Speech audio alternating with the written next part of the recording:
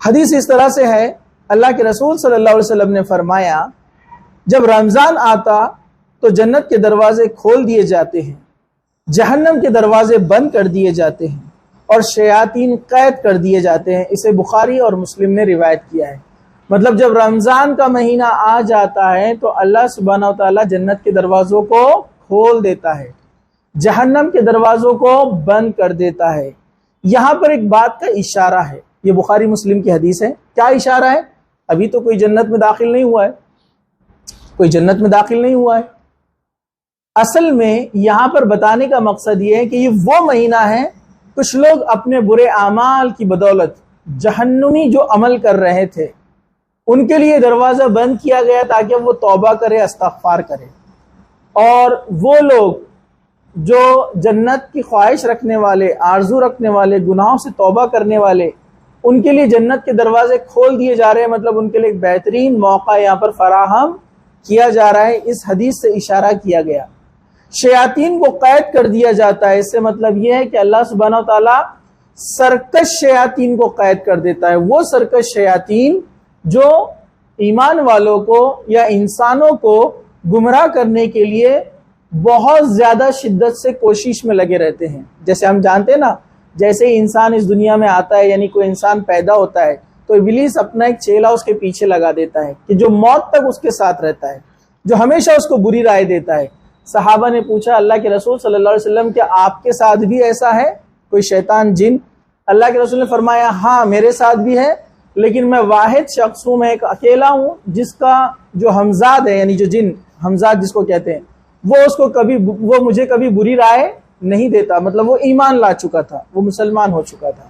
ٹھیک ہے، چلیے، تو یہاں پر رمضان آتے ہی جہنم کے دروازے بند کر دیے جاتے ہیں، جنت کے دروازے کھول دیے جاتے ہیں، شیاطین قید کر دیے جاتے ہیں۔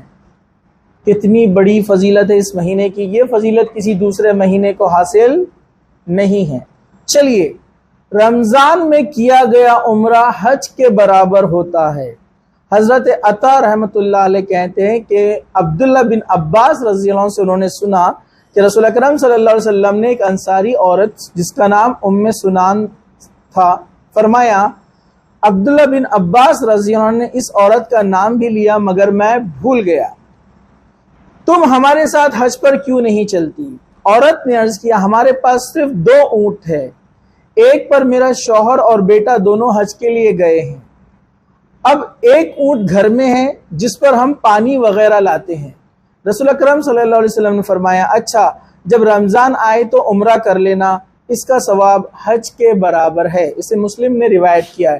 مطلب رمضان میں کیا گیا عمرہ حج کے برابر ثواب رکھتا ہے، لیکن حج کی فرضیت ختم نہیں ہوتی ہے، اجر اس کا اتنا برابر رہے گا۔ مطلب کوئی شخص رمضان میں جائے اور عمرہ کرے، اس کو حج کے برابر ثواب ملتا ہے۔ ٹھیک ہے، چلیے آگے بڑھتے ہیں۔ باقی کسی مہینے میں حج کے برابر ثواب کا وعدہ نہیں کیا گیا ہے۔ اسی طرح روز قیامت،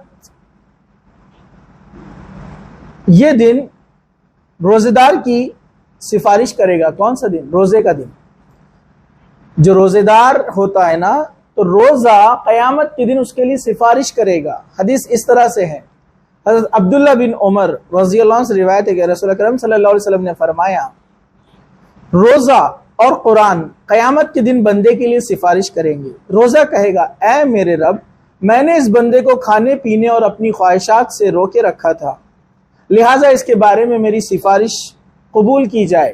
مطلب میں اس کو ریکمینڈ کرتا ہوں کہ آپ اس کو معاف کر دیں، اس کی مغفرت کر دیں، اس کو جنت میں داخل کر دیں۔